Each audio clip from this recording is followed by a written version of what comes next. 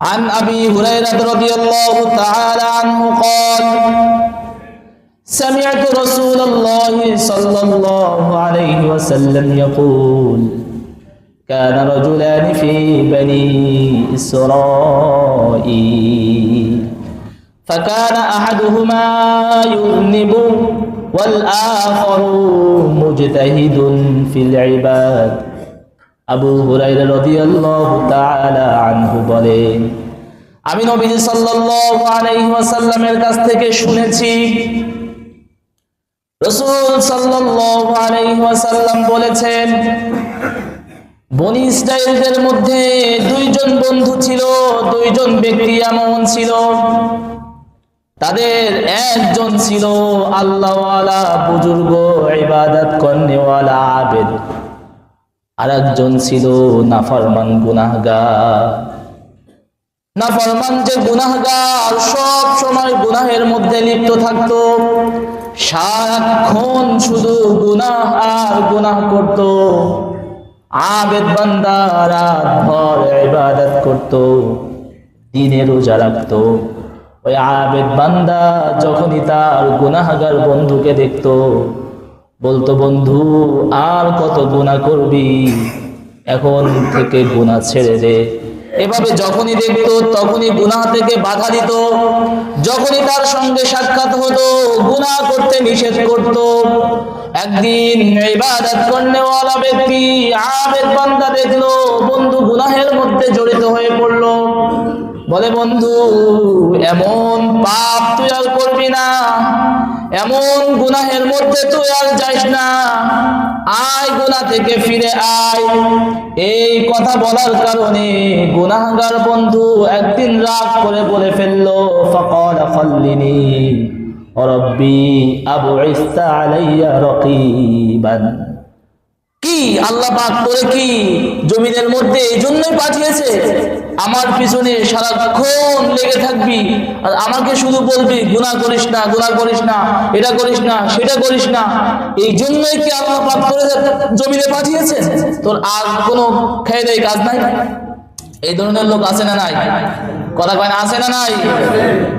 এই ধরনের বন্ধু তো বলে ফেলছে, প্লাস্টিকের মুখ বের হয়ে গেছে, তোর আর কোনো কাজ নাই, সারাক্ষণ আমাকে পাহারা দেওয়ার জন্য আল্লাহ পাক তোরে দুনিয়ায় পাঠাইছে, যা তুই যে তোর কাজ কাম কর, তুই আমাকে আমার উপর ছেড়ে দে। এই কথা শুনলে রাগ হয় কি হয় না? যে তুই করতেছিস গুনাহ, করলাম নিষেধ, আবার উল্টা আমাদের তুই ঝাড়ি দিস।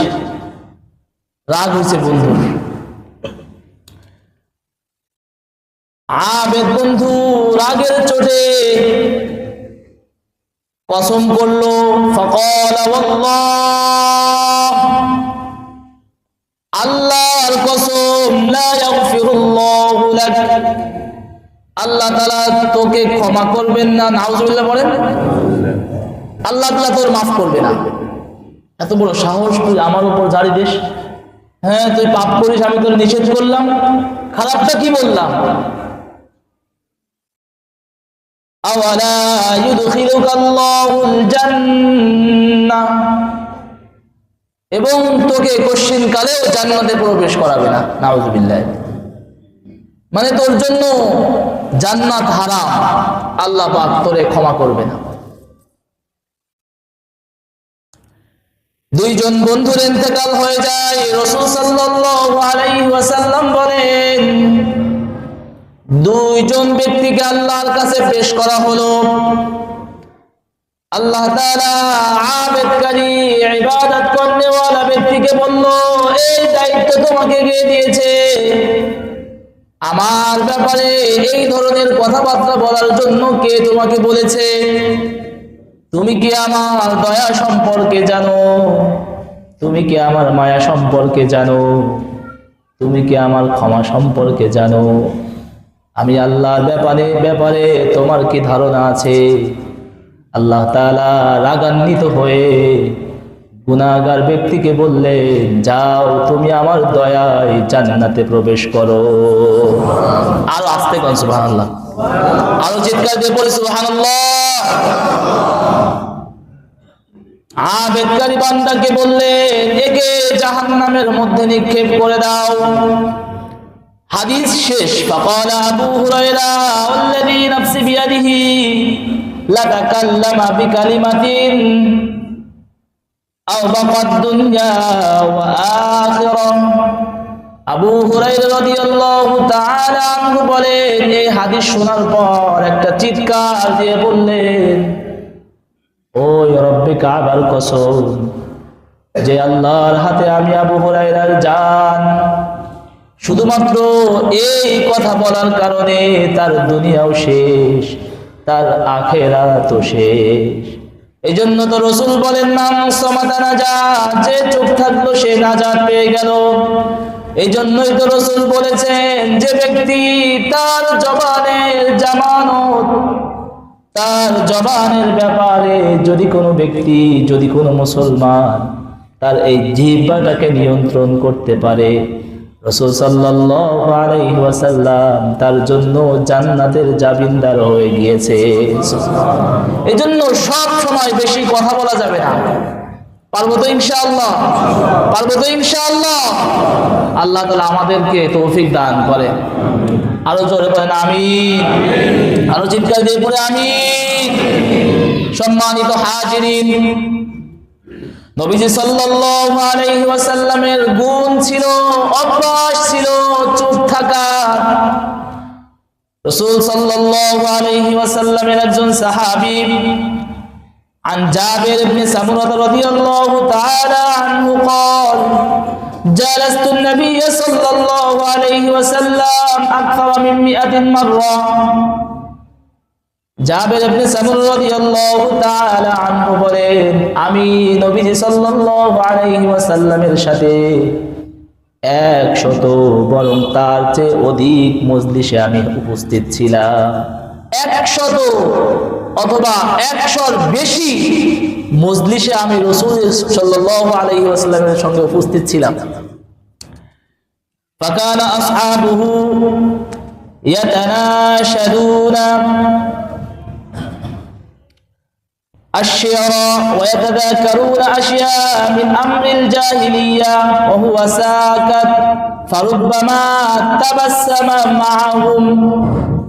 তিনি বলেন, আমি নবীজি সাল্লাল্লাহু আলাইহি ওয়াসাল্লামের সঙ্গে বহু মজলিসে ছিলাম। 100 তার চেয়ে অধিক পরিমাণ মজলিসে আমি উপস্থিত ছিলাম। কোন কোন মজলিসে রাসূলের সাহাবীরা কবিতা আবৃত্তি করত, কখনো কখনো গজল পড়ত, কখনো কখনো নাচ পড়ত, আবার কখনো কখনো জাহেলি যুগের সেই ঘটনাগুলোকে তারা একে অপরকে শোনাশুনি করত, বয়ান করত, শুনতো, মুজাকারা করত। কিন্তু আমি নবীজি সাল্লাল্লাহু আলাইহি ওয়াসাল্লামকে খেয়াল করতাম, তিনি সব সময়ের জন্য ওয়াসাকাত, সব সময় তিনি চুপ থেকে শ্রবণ করতেন। ফারুব্বামা তাবাসসামা মাহুম, কখনো কখনো তিনি মুস্কি হাসতেন। সুবহানাল্লাহ বলেন। আমরা কি করি, ঘটনা একটা শুনলেই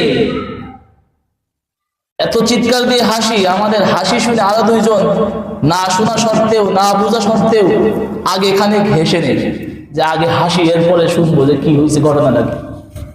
না, আমাদের অভ্যাস করতে হবে, মুস্কি হাসির অভ্যাস করতে হবে। পারবো তো ইনশাআল্লাহ? মনোযোগ আছে তো ইনশাআল্লাহ? এগুলো শুধু শোনা না, কানের মজা না নেওয়া, অন্তরের ভিতরে এগুলোকে মুখস্থ করে এই আমলের প্র্যাকটিস করা। পারবো তো ইনশাআল্লাহ? কারা কারা পারবো ইনশাআল্লাহ? আল্লাহু আকবার। আল্লাহ পাক আমাদেরকে কবুল করেন, পড়েন আমিন। তাহলে রাসূল সাল্লাল্লাহু আলাইহি ওয়াসাল্লামের সিফাত ছিল চুপ থাকা। আবু বকর রাদিয়াল্লাহু তাআলা আনহুর অভ্যাস ছিল চুপ থাকা।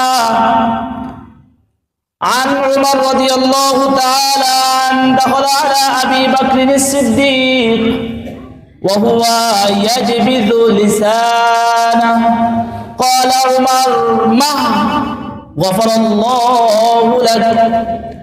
عمر بن الخطاب رضي الله تعالى عنه একদিন আবু বকর সিদ্দিক রাদিয়াল্লাহু তাআলা আনহুর ঘরে প্রবেশ করলেন। যে দেখলো আবু বকর রাদিয়াল্লাহু তাআলা আনহু তিনার জিহ্বাটা ধরে নিজের হাত দ্বারা এটাকে টান দিচ্ছেন, এত জোরে জোরে নিজের জিহ্বা ধরে টানাটানি করতেছে, দুই হাত দিয়ে ধরে জিহ্বাটাকে টান দিচ্ছে, টান দিয়ে জিহ্বাটা বের করে নিচ্ছে, এভাবে জিহ্বা তো পিছলা ভিতরে ঢুকে যায়, আবার বের করে টান দেয়। ওমর রাদিয়াল্লাহু তাআলা আনহু বলেন, মা থামো, গফারাল্লাহু লাক, আল্লাহ তাআলা আপনাকে মাফ করেন। এরপর আবু বকর সিদ্দিক রাদিয়াল্লাহু তাআলা আনহু বলেন, ওমর জানো আমি এটা কেন করছি? এই জিহ্বার কারণেই, এই জিহ্বাটা আমাকে তো জাহান্নামের ভিতরে প্রবেশ করায় দিবে। নাউযুবিল্লাহ।